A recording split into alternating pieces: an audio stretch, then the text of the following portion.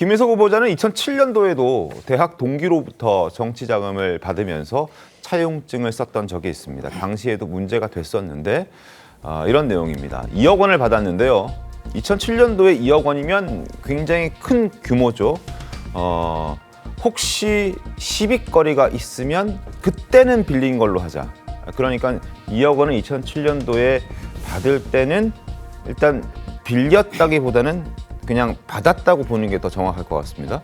그러나 문제가 발생했을 때는 빌린 걸로 하자. 그리고 조사를 받게 되면 차용증을 보여주면서 빌려준 거라고 하면 큰 문제 없을 것이다. 더욱 완벽할 것이다. 과거에도 차용증을 썼던 목적이 저런 목적이었다는 거죠. 어떻게 보셨습니까? 이게 사실 판결문에 이런 내용이 들어가는 것 자체가 굉장히 이례적이에요. 네. 이거 지금 판결문에 나온 내용 자체가 지금 김 총리 후보자가 하는 이 변명을 그대로 담고 있잖아요. 그렇죠. 더군다나 사실 이 얘기가 나왔다는 것은 당시에 돈을 빌려줬다는 명목으로 준 대학 동기가 이것을 수사기관에서 다 진술을 했다는 얘기거든요. 네네. 그러니까 이런 얘기가 판결문까지 나왔다는 것은 지금 하는 변명이든 빌려준 것이다. 순수하게 선의로 빌려준 것이다. 이 해명의 진실성까지도 어떻게 보면 의심케 하는 그런 정황이 아닐까 싶습니다. 그러니까 2007년도에 2억 원이면 지금으로 따지면은 10억 원이 훌쩍 넘어갈 겁니다. 양재민 변호사님. 그렇지 않겠습니까? 그렇습니다. 그러니까 그때 당시 환산을 해봤을 때 지금의 가치로 비교하자면 뭐 10억 원이 넘는다라는 이야기가 나오고 있는 상황이고 당시에도 정치자금 명목으로 이 금전을 수수했다라는 정황이 드러나다 보니까 네. 결국에는 이제 재판까지 받게 됐던 것이죠. 이렇게 신고를 하지 않고 그러니까 알리지 않고 본인의 동기라든지 뭐 지인으로부터 정치자금을 수수하게 되면 정치자금법 위반이 성립을 하는 것이고 네. 그리고 사인 간의 이런 증여 행위에 대해서도 이 고액인 경우에는 반드시 이제 세무적인 부분에 있어서 이 탄로가 발생할 수 있는 여지가 있기 때문에 신고 의무가 있는 것이거든요. 그러한 점이 이루어지지 않았다라는 점에 대해서 법원이 판결을 내렸던 것으로 보입니다. 그리고 양재민 변호사님, 차용증에 특정한 형식은 없습니까? 아까 김상희 평론가께서 차용증에는 뭐 일정한 형식은 정해진 형식은 없다라고 말씀하셨는데 실제 그렇나요? 원칙적으로 차용증이라든지 우리가 내용 증명을 보낼 때에는 일정한 형식이 없는 것은 맞습니다. 네. 하지만 일반적으로 돈을 받아야 되는 입장에서는 굉장히 그러한 계좌번호라든지 아니면 내가 월 이자 아니면 연 이자를 얼마나 받을지가 굉장히 중요한 부분이거든요. 네. 그렇기 때문에 채권자 입장에서는 반드시 그러한 내용을 넣자라고 이야기를 하고 돈을 빌리게 되는 채무자 입장에서도 돈을 빌리려면 그러한 요구에 수긍을 해줘야 되는 것이 일반적이기 때문에 네네. 우리가 일반적으로 정해진 형식은 없으나 계좌번호라든지 원금이라든지 이자를 어떻게 갚을지에 대해서는 일반적으로 그 내용이 담긴다라고 볼 수 있겠습니다. 알겠습니다. 자, 당시 판결문을 두고도 국민의힘에서는 이렇게 비판을 하고 있습니다. 화면 함께 보시죠. 김민석 후보자가 2007년 정치자금을 수수하며 혹시 시비거리가 있다면 빌린 것으로 하자. 차용증 보여주면 더욱 완벽할 것이라며 이메일을 통해 철저히 이 범죄를 공모했다라고 국민의힘 최수진 의원은 지적하고 있습니다.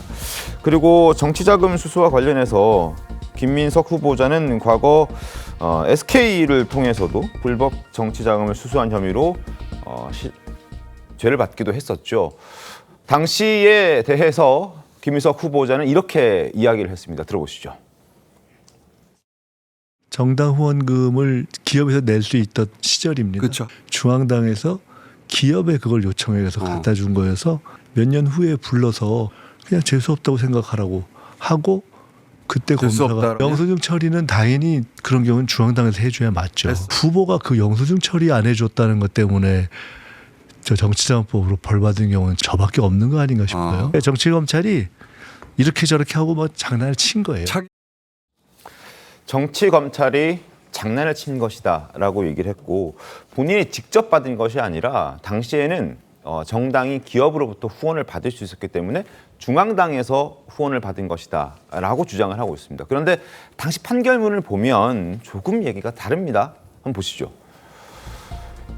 당 측으로부터 도와달라는 부탁을 받았다. 여기까지는 기업 관계자도 그렇게 얘기를 합니다. 그래서 김민석 후보자가 영수증은 어떻게 해드리면 되느냐라고 본인이 직접 물어보죠. 그러니까 본인이 아예 몰랐던 건 아니었다는 거죠. 그러니까 본인도 알고 있었고 본인도 직접 기업 관계자에게 영수증을 어떻게 처리하면 되겠습니까? 라고 질문을 했던 것. 이게 이제 본인이 전혀 몰랐다는 부분과는 부딪히는 부분입니다. 그리고 그룹에서 올해는 법정 기부 한도가 다 차서 영수증 처리가 곤란하다. 이미 할 수 있는 건 다 했기 때문에 지금 하는 것은 영수증 처리해서는 안 된다. 그러니까 몰래 해야 된다. 이런 얘기인 거잖아요. 그죠? 네.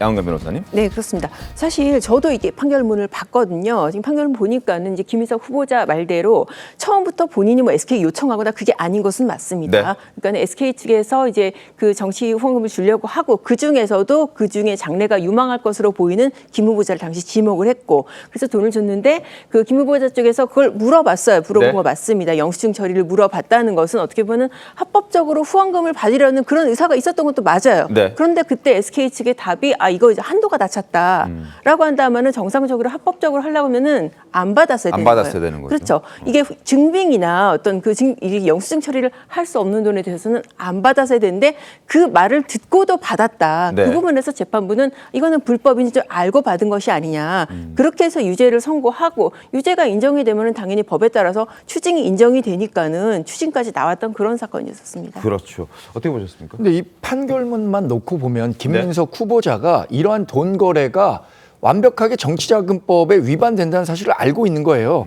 그러니까 이게 적발이 되게 되면 문제가 없도록 차용증을 쓴 것으로 네. 같이 공모를 한 거 아닙니까? 본인의 친구와 또 SK로부터 받았다는 돈도 기부 한도가 다 차서 영수증을 떼줄 수 없다고 했으니까 그 이상의 돈을 여기서 현금으로 받는 것은 내가 정치적으로 문제가 될 수 있다라는 점을 충분히 인식하고 있었음에도 돈을 받았다는 것이고요.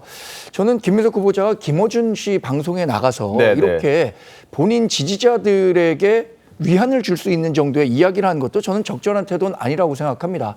지금 김민석 후보자가 민주당 당대표 선거를 나왔습니까? 아니면 수석 최고위원 선거를 나왔습니까? 그 선거를 나왔다면 본인들 지지하는 방송에 가서 본인과 관련한 의혹에 대해서 이야기를 네. 할 수 있겠지만 지금은 국무총리 후보자로서의 자격을 묻고 있는데 그런 부분에 대해서 문제를 가장 많이 지적하고 있는 사람들은 아마 중도 보수 지지자일 겁니다. 네. 그렇다면 본인이 해명할 수 있다면 TV조선 같은 방송에 나와서 본인이 받고 있는 의혹이 이건데 이 부분 문제가 없다라는 점을 설명을 해야 되는데 네. 오히려 본인들의 정치적 그 세를 규합해서 네. 이런 정도의 여론전을 펼치는 것은 국무총리 후보자로서의 적절한 태도가 아니죠. 알겠습니다.